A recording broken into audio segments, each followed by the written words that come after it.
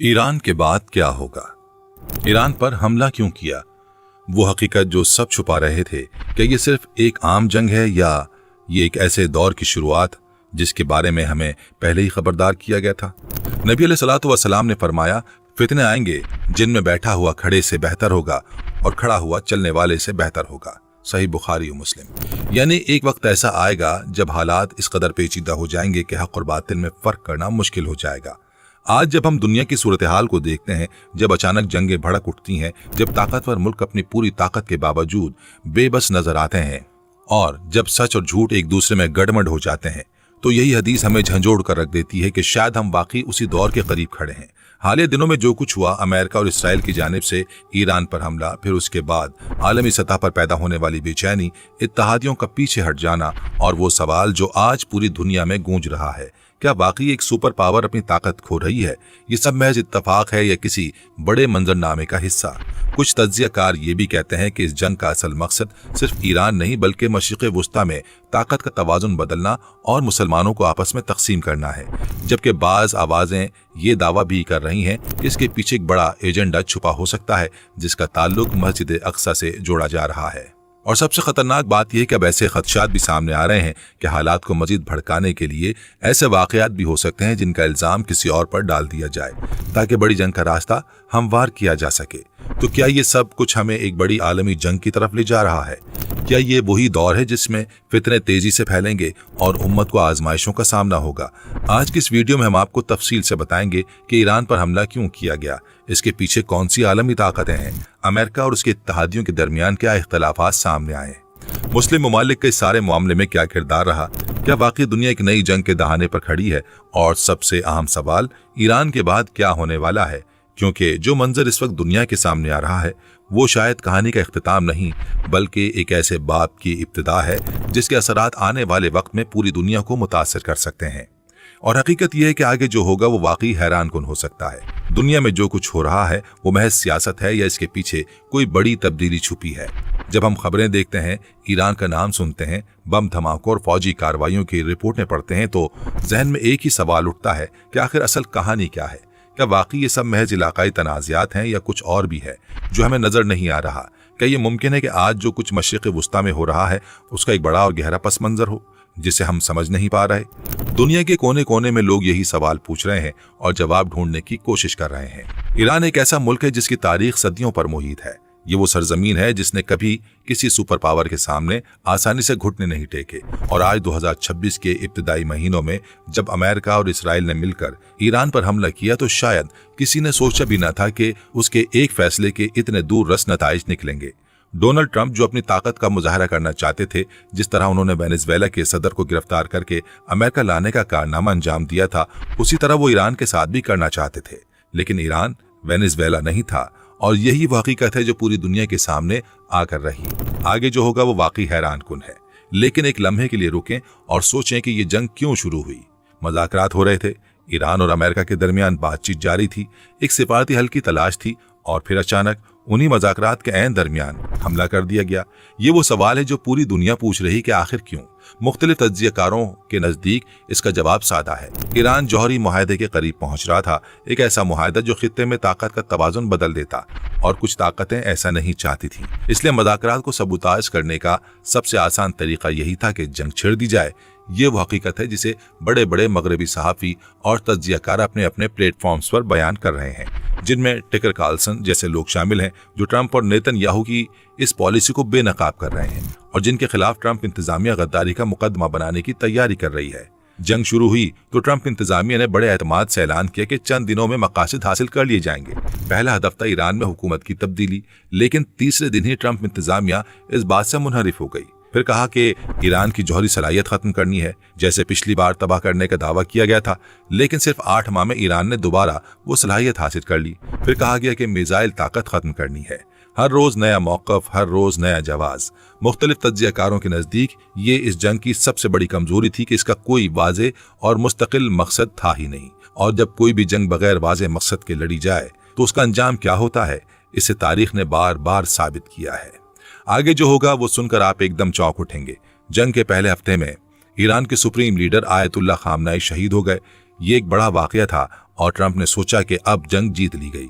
लेकिन जंग के 8वें दिन, जिसे माहिरीन के मुताबिक किसी भी जंग का फैसलाकुन दिन समझा जाता है, तस्वीर बिल्कुल वाज़ेह हो चुकी थी। ईरान ने वो कर दिखाया जो बहुत सौ को नामुमकिन लगता था। उसने खलीज फारस में अमरीकी बहरी बेड़े को पसपा होने पर मजबूर कर दिया। इत्तलात के मुताबिक अमरीकी तैयारा बरदार जहाज इब्राहिम लिंकन का रेडार इंतहाई दुरुस्त निशाना लगाकर तबाह किया गया और वो 700 किलोमीटर पीछे बहरे हिंद की जाने बढ़ गया। आबनाए हुर्मज जुज़वी तौर पर ब्लॉक हो गई, खलीज में परवाजें रुक गईं, तेल की सप्लाई मुतासिर हुई और पाकिस्तान समेत दुनिया भर में तेल की कीमतें बढ़ गईं। वो अमेरिका, जिसकी एक झलक से दुनिया लरसती थी, आज मदद के लिए पुकार रहा था। तारीख में एक और मवाजना भी मिलता है। जब रोम की सल्तनत अपने उरूज पर थी तो उसने भी सोचा था कि वो हमेशा दुनिया पर हुक्मरानी करती रहेगी। लेकिन हर सुपर पावर की एक मयाद होती है और जब वो मयाद खत्म होने लगती है तो उसकी अलामत जाहिर होने लगती है। आज अमेरिका की अलामत भी जाहिर हो रही है। इत्तेहादियों का साथ छोड़ना, फौजी बेड़े का पसपा होना, इक्तिसादी दबाव और सबसे बढ़कर ये कि अमेरिका की धमकी का असर पहले जैसा नहीं रहा। जब आप धमकी दें और कोई ना माने तो आपकी ताकत का भरम टूट जाता है और जब भरम टूटता है तो फिर असल ताकत सामने आती है और असल ताकत इतनी बड़ी नहीं होती जितनी नजर आती है। आगे जो होगा वो वाकई हैरान कुन है। वो बात जो बहुत कम लोग समझ पा रहे हैं वो ये कि ये जंग सिर्फ ईरान और अमेरिका के दरमियान नहीं थी। इस जंग में कुछ मुसलमान ममालिक भी शामिल थे, चाहे बिलावास्ता ही सही। पिछले 2 माह से खलीजी ममालिक के फौजी अड्डों पर अमरीकी फौजी तैयारी हो रही थी। बहरीन का 5th फ्लीट हेडक्वार्टर, कतर का अल-अदीद बेस, सऊदी अरब का प्रिंस सुल्तान बेस, इन सब से अमरीकी और इसराइली जहाज़ों को ईंधन मिल रहा था। और कुवैत में 3 अमरीकी जंगी तैयारों का तबाह होना इस बात का वाज़ेह सबूत था कि वहां से फाल परवाजें हो रही थीं। जब तेहरान के एक स्कूल पर मिसाइल गिरा और सैकड़ों मासूम बच्चियां शहीद हुईं तो वो मिसाइल अमेरिका से नहीं आया था बल्कि उन्हीं खलीजी ममालिक के अड्डों से आया था जिनकी सरजमीन पर अमेरिका ने अपने जंगी अड्डे कायम कर रखे हैं। यही वो लम्हा है जब हमें नबी करीम सल्लल्लाहु अलैहि वसल्लम की वो हदीस मुबारका याद आती है जो सही बुखारी और सही मुस्लिम दोनों में मौजूद है। आप अलैहिस्सलातु वस्सलाम ने फरमाया कि मुसलमानों की मिसाल एक जिस्म जैसी है। जब उसका एक उज़ू तकलीफ में हो तो सारा जिस्म बेखाबी और बुखार में मुब्तला हो जाता है। आज जब मुसलमान बच्चे स्कूल में शहीद हो रही हैं, जब एक मुसलमान मुल्क पर बमबारी हो रही है और कुछ मुसलमान मुल्क इस बमबारी में बिलावास्ता शरीक हैं, तो क्या हम बाकी वो जिस्म हैं जिसका जिक्र नबी अलैहिस्सलातु वस्सलाम ने फरमाया था? क्या हम उस जिस्म के वो आज़ा बन गए हैं जो खुद ही अपने दूसरे आज़ा को तकलीफ दे रहे हैं? लेकिन असल बात अभी बाकी है। मुख्तलिफ तज्ज़ियाकारों ने एक इंतहाई अहम नुक्ते की जानिब तवज्जो दिलाई है। कुछ ऐसे वाक़यात रूनुमा हुए जिनमें सऊदी अरामको पर हमला हुआ, लेकिन ईरान ने इसकी तरदीद की। अज़रबैजान पर हमला हुआ, ईरान ने फिर तरदीद की। बरतानवी वज़ारत ख़ारजा ने बाकायदा बयान दिया कि एक ड्रोन जिसने कब्रस में बरतानवी अड्डे पर हमला किया वो ईरान से नहीं आया था। और फिर एक F-35 तैयारा इसराइल से उड़ा, सऊदी फ़ज़ाई हुदूद में से गुजरा और ईरान के करीब इराकी हुदूद के अंदर रहकर मिसाइल फायर किए। सबसे अहम बात यह कि इस इरादे का ट्रांसपेंडर गलती से चालू रहा और सिविलियन रेडारों ने इसे ट्रैक कर लिया। यही था वो वाक़या जिसकी बाबत सऊदी अरब के साबिक इंटेलिजेंस चीफ तुर्की अल फैसल ने मुतादिद मीडिया चैनल्स पर खुलकर कहा कि इसराइल की पूरी कोशिश है कि वो सऊदियों को इस जंग में घसीटे, लेकिन सऊदी अरब ने दानिशमंदी का मुजाहरा किया और इस चाल में नहीं फंसा। आगे जो होगा वो सुनकर आप एकदम चौंक उठेंगे। इस पूरी सूरत हाल में एक इंतहाई अहम किरदार पाकिस्तान का था। अमेरिका और उसके इत्तेहादी खलीजी ममालिक का ख्याल था कि अगर ईरान ने सऊदी अरब पर जवाबी हमला किया तो पाकिस्तान, जिसका सऊदी अरब के साथ दिफाई मुआहदा है और जिसकी ईरान के साथ 900 किलोमीटर तवील सरहद है, उसे इस जंग में खींचा जा सकता है। लेकिन पाकिस्तान ने तुर्की और कुछ दीगर ममालिक के साथ मिलकर सऊदी अरब और ईरान के दरमियान एक राब्ते का रास्ता खुला रखा और हर दबाव के बावजूद ईरान के खिलाफ जंग में शामिल होने से इनकार कर दिया। यही वजह है कि ईरान के वजीर खारजा अब्बास इराक़ची ने बाकायदा तौर पर पाकिस्तानी अवाम का शुक्रिया अदा किया। अब जरा सोचें कि यूरोप इस जंग का हिस्सा नहीं बना। बरतानिया, जिसने अफगानिस्तान और इराक की जंगों में अमेरिका का साथ दिया, इस बार बाकायदा प्रेस कॉन्फ्रेंस करके कहा कि हम इस जंग में शरीक नहीं होंगे। जर्मनी, इटली, फ्रांस सब ने कहा कि ये जंग हमारी नहीं है। हत्ता कि ट्रंप ने नेटो को धमकी देने के बावजूद यूरोपीय ममालिक ने अपना मौक़िफ़ नहीं बदला। फाइनेंशियल टाइम्स ने लिखा कि ट्रंप के इत्तेहादियों ने इस जंग में शामिल होने से इनकार कर दिया, लेकिन अलमिया ये है कि जहां यूरोप ने इनकार किया वहां कुछ मुसलमान ममालिक ने बिलावास्ता तौर पर इस जंग में हिस्सा लिया और अपनी सरजमीन अमेरिका को देते रहे। उन्हें मिला कुछ भी नहीं, लेकिन बदनामी जरूर मिली और अपने ही मुसलमान भाइयों की नजरों में वो गिर गए। आगे जो होगा वो वाकई हैरान कुन है। इस जंग को मजहबी रंग देने की भी भरपूर कोशिश की गई। ट्रंप ने अपने ऑफिस में मजहबी रहनुमाओं और पादरियों की मीटिंग बुलाई और उन्होंने इस जंग के लिए दुआएं की। नेतन्याहू ने कहा कि ये वही जंग है जिसका जिक्र बाइबल में है और इसराइल को ग्रेटर इसराइल बनाना है। अमेरिकी वजीर दिफा पीट हेग्सेथ ने बिल्कुल खुल्लम खुल्ला कहा कि ये मजहबी जंग है और अमेरिका का क्रूसेड है। अब सवाल ये उठता है कि मजहबी रंग अचानक क्यों आया? मुख्तलिफ तज्जियाकारों के मुताबिक मजहब को हमेशा हुक्मरानों ने अवाम को मुतहर्रिक करने के लिए इस्तेमाल किया। जैसा कि कुरान मजीद में हजरत इब्राहीम अलैहिस्सलाम के वाक़े में बताया कि बादशाह और हुक्मरान बुतों को सिर्फ इसलिए पूजते थे कि लोगों को जोड़े रखें। वो खुद जानते थे कि ये बुत बेहकीकत है। आज भी यही खेल हो रहा है। मजहब का एक ऐसा विजन तैयार किया जा रहा है ताकि लोगों के जज्बात को इस्तेमाल किया जा सके और उन्हें जंग के लिए तैयार किया जा सके।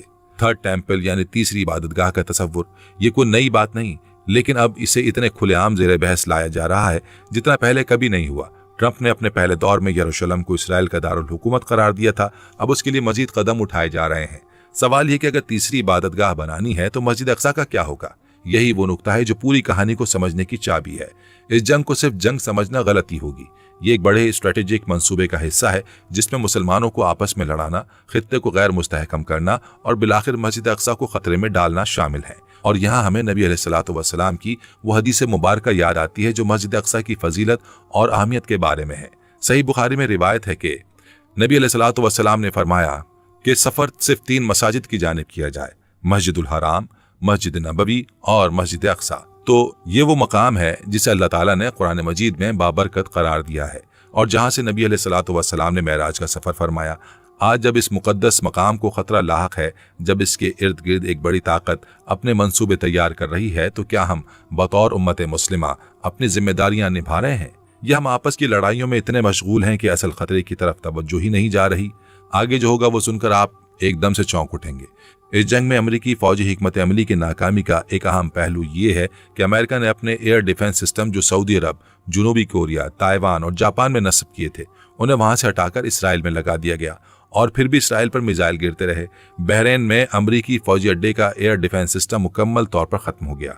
सऊदी अरब, कतर सब ने कहा कि अमेरिका ने हमें सिक्योरिटी गारंटी के बदले अड्डे दिए थे, लेकिन उसने अपना सारा दिफाई निज़ाम यहाँ से उठाकर इसराइल की हिफाजत के लिए लगा दिया। ये खलीजी ममालिक की अमेरिका से नाराजगी की असल वजह बनी और खलीज ताउन कौंसिल के सेक्रेटेरिएट से बाकायदा बयान जारी हुआ कि अमेरिका अपनी सरमायाकारी पर नजरसानी कर रहे हैं। अगर सऊदी अरब, दुबई, कुवैत, कतर, बहरीन इन सब ने अपना पैसा अमेरिका से निकाल लिया तो किसी भी फौजी शिकस्त से बड़ा धचका होगा अमेरिका के लिए।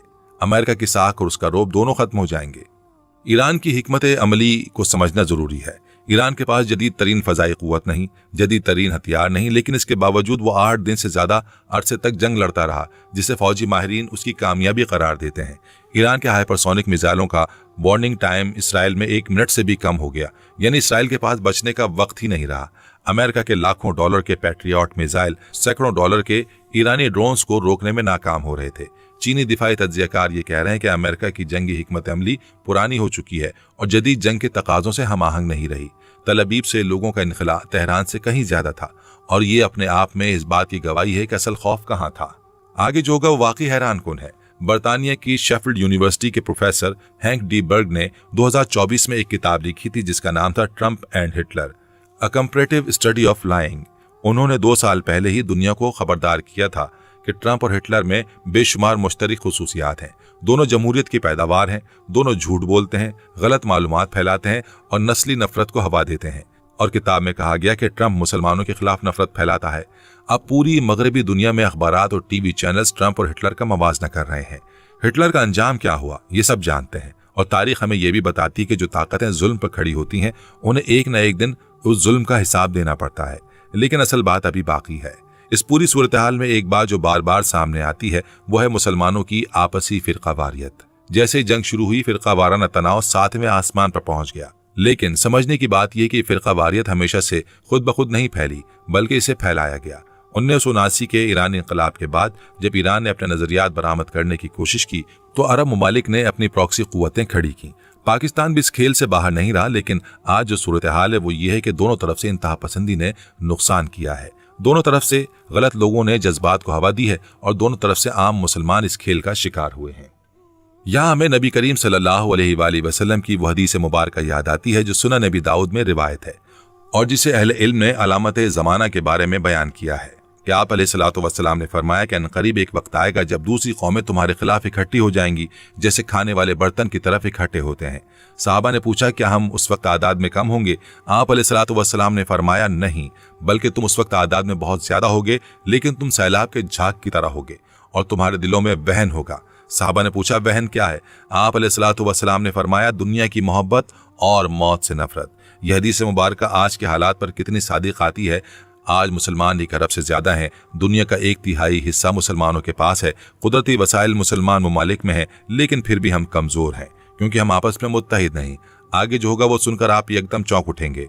यहाँ हमें नबी करीम सल्लल्लाहु अलैहि वसल्लम की एक और हदीस मुबारक भी बयान करनी चाहिए। सुनन नबी दाऊद में रिवायत है कि आप अलैहिस्सलातु वस्सलाम ने फरमाया कि मुसलमान एक दूसरे के भाई हैं, ना एक दूसरे पर जुल्म करें, ना एक दूसरे को बेयारो मददगार छोड़ें। आज जब हम मुसलमान ममालिक को देखते हैं तो महसूस होता है कि हमने नबी अलैहिस्सलातु वस्सलाम की इस तालीम को नजरअंदाज कर दिया है। हम न सिर्फ एक दूसरे से ताल्लुक तोड़ बैठे हैं, बल्कि एक दूसरे के खिलाफ बैरूनी ताकतों का आलाकार भी बन रहे हैं। नबी अलैहिस्सलातु वस्सलाम ने यह भी फरमाया कि मुसलमान को मुसलमान के साथ रहना चाहिए, जैसे कि इमारत में ईंटें एक दूसरे को थामे रहती हैं। आप अलैहिस्सलातु वस्सलाम ने अपनी उंगलियां आपस में पेवस्त करके दिखाई। यही थी उम्मत की तारीफ, यही था उम्मत का तसव्वुर। लेकिन आज वो उंगलियां आपस में मिलने के बजाय एक दूसरे को जख्मी कर रही हैं। इस्लामी तारीख बताती कि उम्मत मुस्लिमा का इत्तेहाद हमेशा उसकी सबसे बड़ी ताकत रहा है। जब भी मुसलमान आपस में तकसीम हुए, बैरूनी ताकतों ने फायदा उठाया। सलीबी जंगों के जमाने में जब मुसलमान हुक्मरान आपस में लड़ रहे थे, तब सलाहुद्दीन ने आकर उन्हें मुत्तहिद किया और बैतुल मुक़द्दस आजाद करवाया। जब मुगल सल्तनत कमजोर हुई तो अंग्रेजों ने हिंदुस्तान पर कब्जा किया। अंग्रेजों ने हिंदुस्तानियों को आपस में लड़ाया, रियासतों को एक दूसरे के खिलाफ किया और इस तरह एक बड़े मुल्क को छोटे छोटे टुकड़ों में बांटकर अपना गुलाम बना लिया। आज वही हिकमत अमली एक बार फिर इस्तेमाल हो रही है। मुसलमानों को शिया सुन्नी में तकसीम करो, अरब और अजम में बांटो, ईरान और अरब ममालिक को एक दूसरे का दुश्मन बनाओ और फिर इन सब की कमजोरी से फायदा उठाओ। असल हदफ मस्जिद अक्सा है, असल हदफ फलस्तीन है, असल हदफ एक ऐसा निज़ाम कायम करना है जिसमें मुसलमानों के मुक़द्दस मकामात महफूज ना रहें। आगे जो होगा वो वाकई हैरान कुन है। पाकिस्तान ने इस बार जो किरदार अदा किया है वो काबिल गौर है। एक तरफ तमाम तर दबाव, दूसरी तरफ अवामी जज्बात, तीसरी तरफ मुआशी मजबूरियां, लेकिन इसके बावजूद पाकिस्तान ने ईरान के खिलाफ जंग में शामिल होने से इनकार किया। तुर्की ने सऊदी अरब और ईरान के दरमियान राब्ते का पुल बनाया। कुछ मुसलमान ममालिक ने समझदारी का मुजाहरा किया कि मुसलमानों को आपस में न लड़ने दिया जाए। ये वो इत्तेहाद है जिसकी तालीम हमें इस्लाम ने दी है। ये वो रास्ता है जिस पर चलकर उम्मत ने सदियों तक अपनी शनाख्त कायम रखी है। अल्लाह की किताब ने हमें जो बसीरत दी है और नबी अलैहिस्सलातु वस्सलाम की अहादीस मुबारका ने हमें जो रहनुमाई अता की है, वो हमारा सबसे बड़ा हथियार है। कोई मिसाइल, कोई बहरी बेड़ा, कोई जौहरी हथियार इससे बड़ा नहीं जो इत्तेहाद और ईमान से हासिल होता है। आने वाले दिनों में हालात किस तरफ जाएंगे ये तो वक्त ही बताएगा। मुख्तलिफ तज्जियाकार मुख्तलिफ राय रखते हैं। कुछ का ख्याल है कि अमेरिका का असर और रसूख मगरबी एशिया से कम हो रहा है और एक नए आलमी निज़ाम की बुनियाद रखी जा रही है।